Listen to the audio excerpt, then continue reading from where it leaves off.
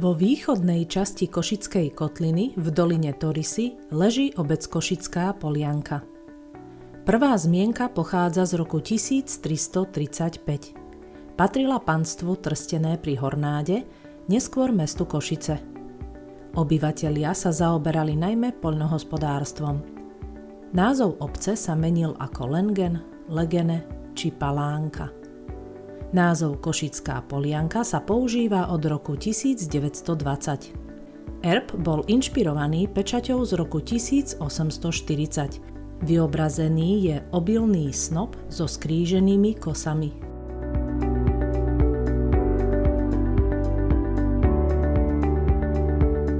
V intraviláne sa dodnes zachovalo niekoľko domov s prvkami ľudovej architektúry.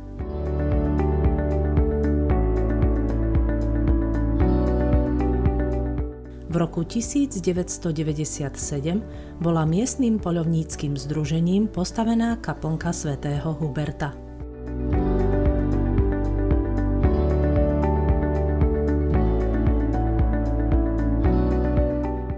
Sakrálnou dominantou obce je rímskokatolícky kostol Nanebovzatia Panny Márie. Pochádza z roku 1875. Ide o jednoloďovú neogotickú stavbu s predstavanou vežou. Nachádza sa v centre obce a tvorí dominantu obce. So svojou výškou 32 metrov je zároveň najvyššou stavbou obce. V roku 1994 prešiel rekonštrukciou.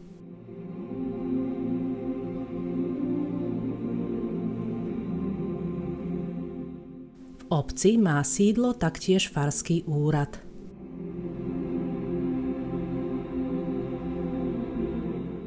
Dôstojnej rozlúčke so zosnulými slúži dom smútku, nachádzajúci sa v blízkosti cintorína.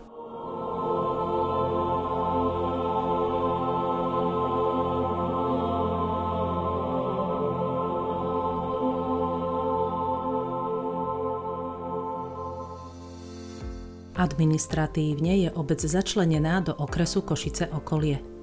V súčasnosti má Košická Polianka 1050 obyvateľov, ktorým poskytuje kompletnú infraštruktúru. Obec je plynofikovaná, elektrifikovaná a dostupný je vysokorýchlostný internet. Starostlivosti o verejné plochy je zo strany vedenia obce venovaná maximálna pozornosť. Významným prvkom v rozvoji infraštruktúry sa stala úprava verejných priestranstiev a budov. Vybudované boli nové chodníky pre peších, povrchy ciest, parkovacie plochy, autobusové zastávky, detské a workoutové ihrisko, ale aj modernizovaná budova požiarnej zbrojnice.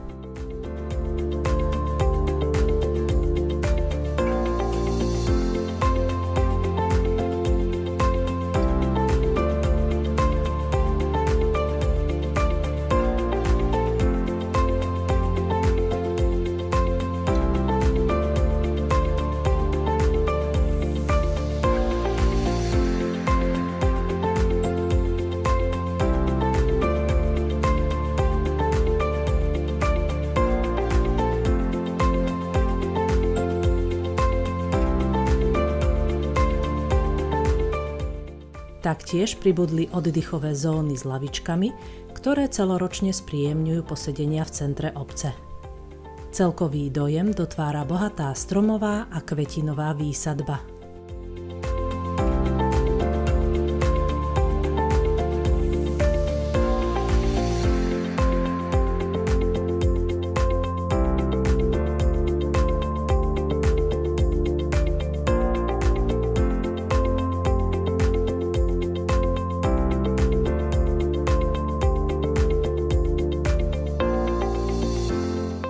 Ochrane životného prostredia pomocou zvýšenia množstva vyseparovaných surovín z odpadu, ale aj zamedzenia tvorby čiernych skládok prispieva zberný dvor.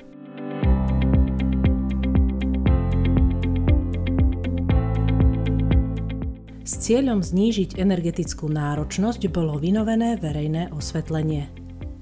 V záujme zvýšenia bezpečnosti obyvateľov bol inštalovaný kamerový systém.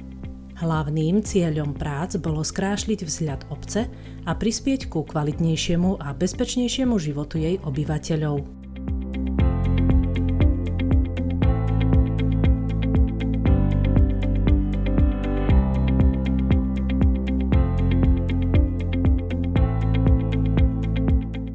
Snahou vedenia obce je neustále rozširovanie základných služieb a infraštruktúry. V ostatnom období bola ukončená výstavba obecných bytov určených najmä mladým rodinám.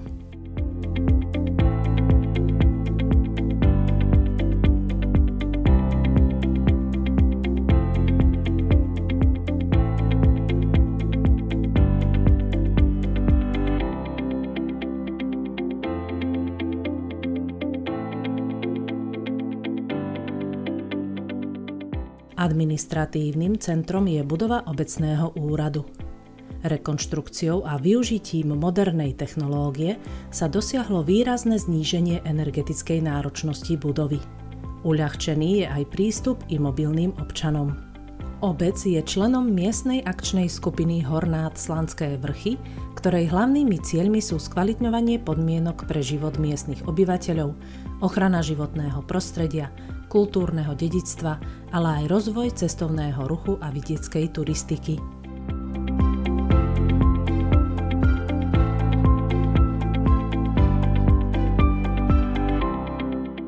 Školstvo je v obci zastúpené materskou a základnou školou.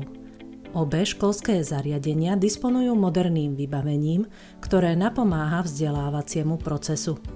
Okrem vyučovacieho procesu školy pripravujú pre svojich žiakov rôzne kultúrne, ale aj športové podujatia.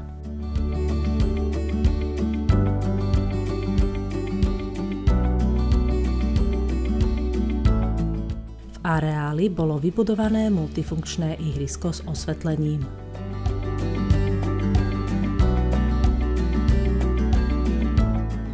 Infraštruktúru obce doplňajú predajne potravín, pohostinstva, kinologický areál, ale aj miestni podnikatelia poskytujúci viaceré služby.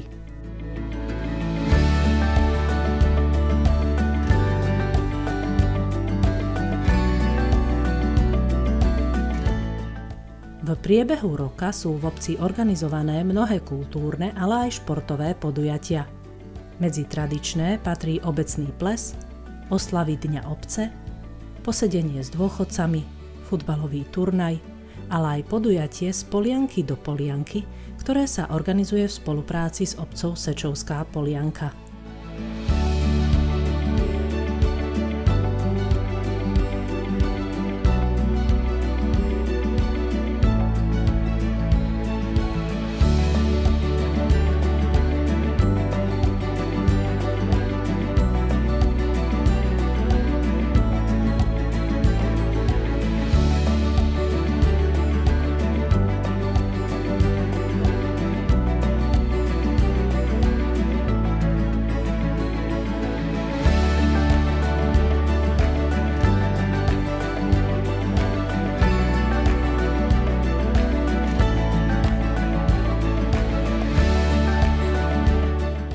Obec má výhodnú polohu, čo uľahčuje prístup občanov k pracovným príležitostiam, kultúre, športu a vzdelávaniu.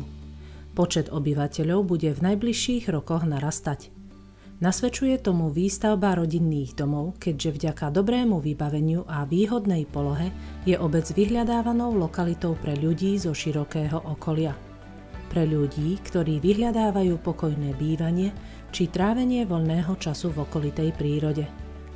Každý, komu sa Košická Polianka spája s ideálnymi predstavami o živote a bývaní, je v obci srdečne vítaný.